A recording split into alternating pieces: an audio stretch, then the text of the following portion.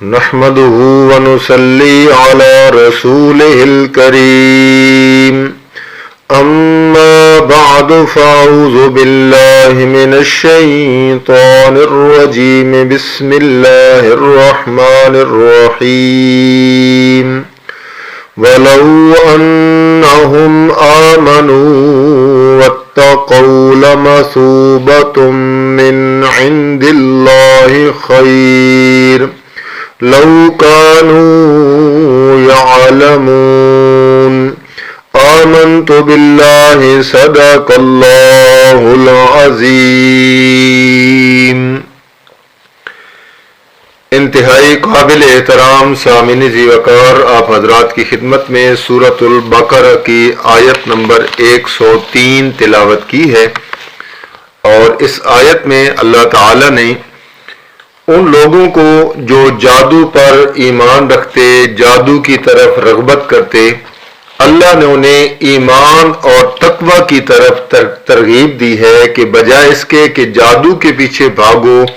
شیاطین کی باتیں مانو، رحمان کی بات مانو اور ایمان اور تقوی کی طرف آؤ۔ اس سے پچھلی آیات میں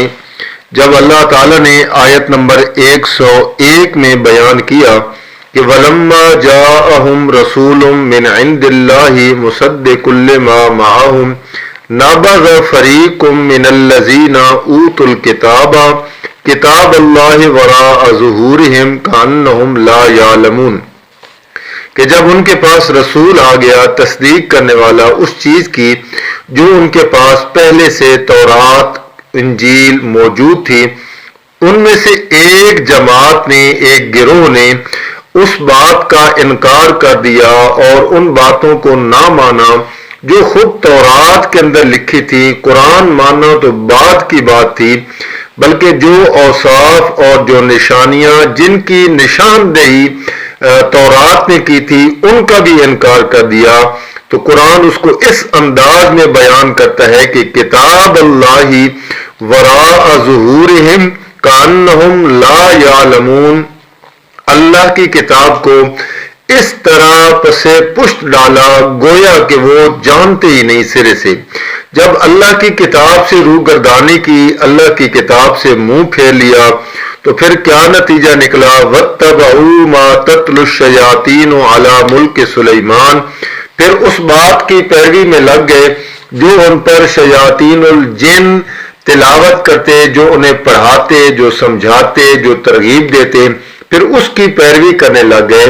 تو معلوم ہوا کہ جب قرآن سے بندہ روگردانی کرتا ہے،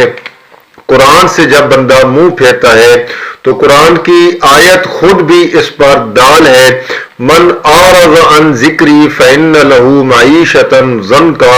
کہ جو بندہ ہمارے ذکر سے یعنی قرآن سے منہ موڑ لیتا ہے، اعراض کر لیتا ہے،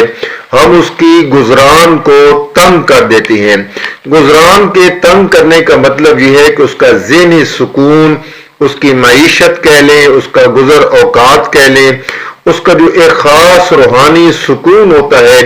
وہ اللہ تعالیٰ اس بندے سے چھین لیتے ہیں، کیونکہ خود قرآن کا فیصلہ ہے الا بذکر اللہ تطمئن القلوب، کہ جو دلوں کو سکون اور اطمینان حاصل ہوتا ہے وہ اللہ کے ذکر سے ہوتا ہے،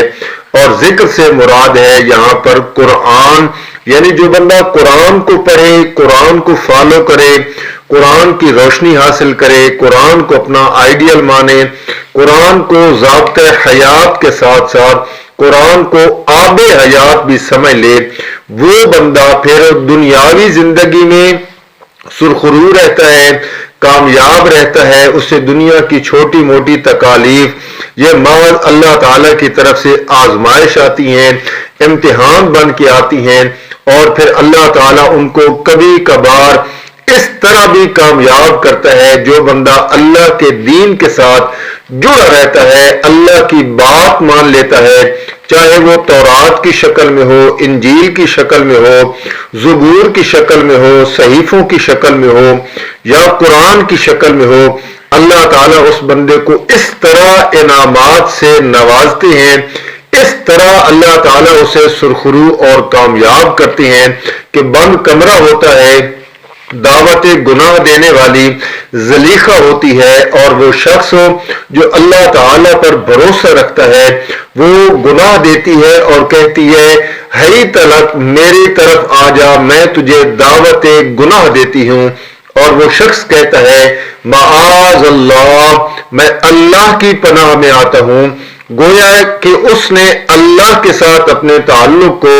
मजबूती से जोड़ा और अल्लाह के अहकामात की पैरवी की है कि मेरा वजूद, मेरा नफ्स, मेरा ज़मीर, मेरा दिल, मेरा ज़हन, मेरी आंखें, मेरे हाथ, मेरे कान, मेरी जुबान, मैं गोया कि मेरा पूरा वजूद या अल्लाह तेरी ताबेदारी में है। तो अल्लाह ताला उसे 7 कमरों से इस तरह निकालते हैं कि यूसुफ अलैहिस्सलाम सिर्फ दौड़ लगाते हैं दरवाजों की तरफ, अल्लाह ताला अपनी रहमत की चाबियों से उन दरवाजों को खोल देता है। यानी इस तरह अल्लाह ताला बंदे की फिर रहनुमाई करते हैं और उसे बचा लेते हैं और इस तरह इम्तिहानात से उसे कामयाब करते हैं।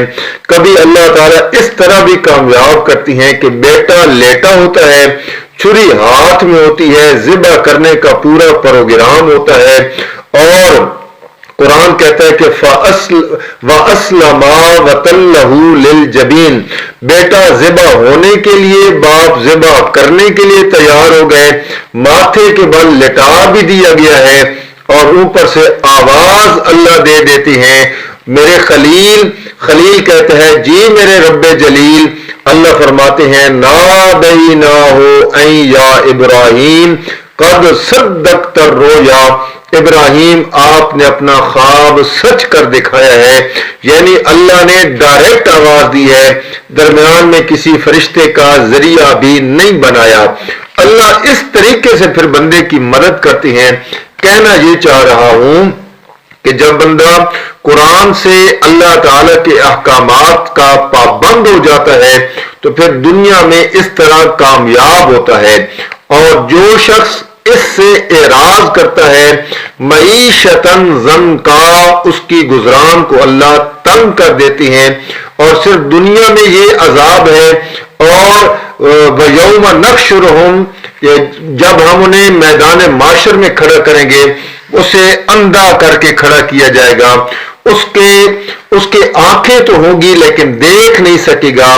और वो शख्स कहेगा या अल्लाह लिमा हशरतनी आमा, क्यों मुझे अंधा करके खड़ा किया है। तो अल्लाह ताला फरमाएंगे कज़ालिका अतत का आयातुना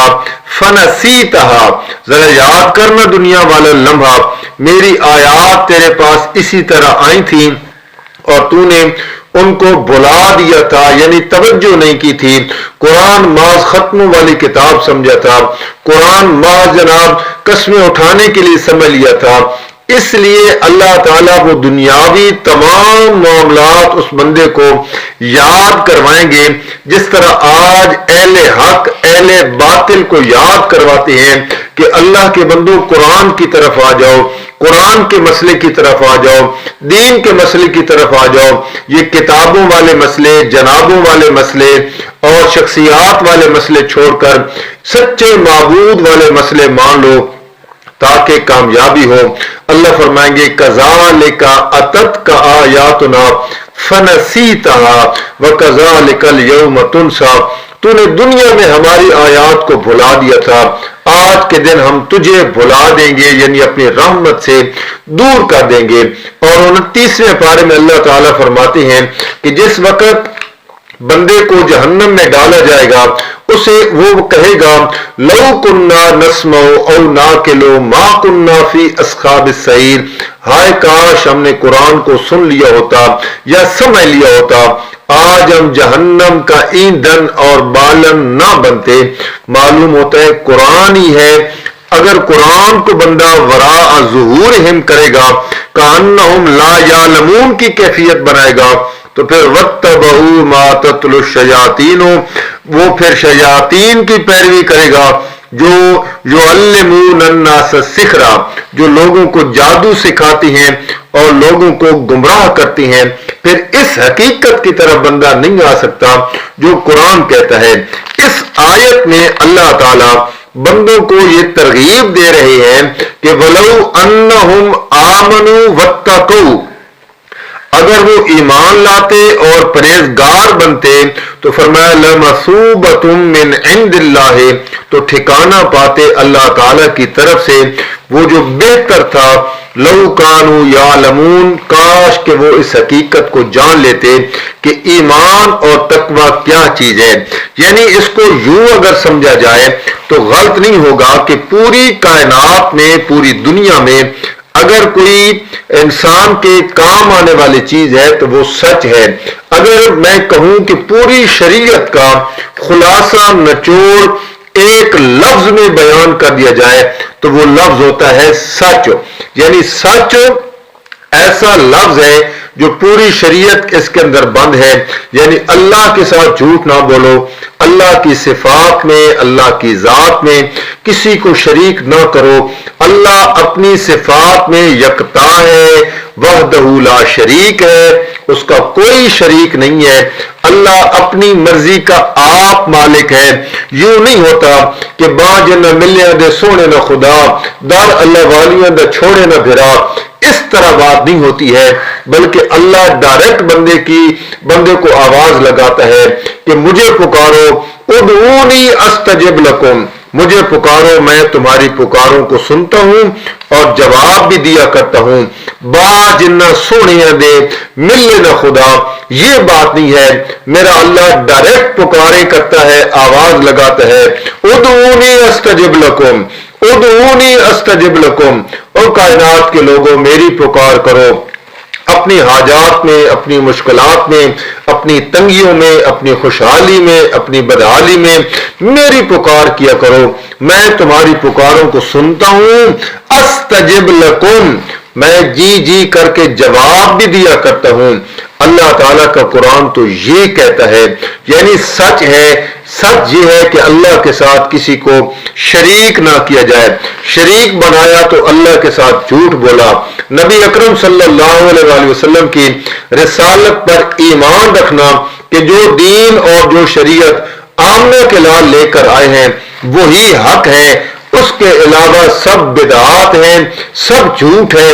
آمنہ کے لال جو دین لے کر آئے ہیں، ایک صحابی کہتا ہے کہ واللہ لا ازید علی ھذا ولا انقص منہ، تھوڑی سی وہ نبی پاک کی بات سنتا ہے جب شروع میں کہتا ہے کہ دلنی علی عمل اذا عملت دخلت الجنہ، مجھے ایسے اعمال بتائیں کہ میں عمل کروں اور جنت میں داخل ہو جاؤں، تو میرے مرشد سے اعمال بتائے، یہ کر یہ کر یہ کر۔ سننے کے بعد کہتا ہے کہ واللہ لا ازید علی ھذا ولا انقص منہ، اللہ کی قسم نہ میں اسے بڑھاؤں گا نہ میں اس کو گھٹاؤں گا۔ معلوم ہوا کہ دین وہی ہے جو میرے نبی کی زبان سے نکل گیا، اور دین وہی ہے جو میرے صحابہ نے عمل کر کے دکھا دیا۔ اعمال کو بڑھانا بھی دین نہیں ہے، اعمال کو کم کرنا بھی دین نہیں ہے۔ تو قرآن یہی کہتا ہے کہ وَلَوْ أَنَّهُمْ آمَنُوا، اگر وہ سچ کو مان لیتے، وَاتَّقَوْا، اور سچ کو مان لینے کے بعد اس پر عمل بھی کرتے، تو پھر فرمایا کہ لَمَثُوبَةٌ مِّنْ عِنْدِ اللَّهِ خَيْرٌ، ہم نے جو ٹھکانہ دیا ہے فرمایا ان کے لیے بہتر ہے اللہ کے ہاں۔ اور قرآن بھی یہی کہتا ہے یا ایھا الذین آمنوا اتقوا اللہ، اے ایمان والو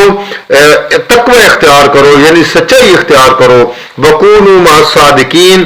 اور سچوں کے ساتھ رہو،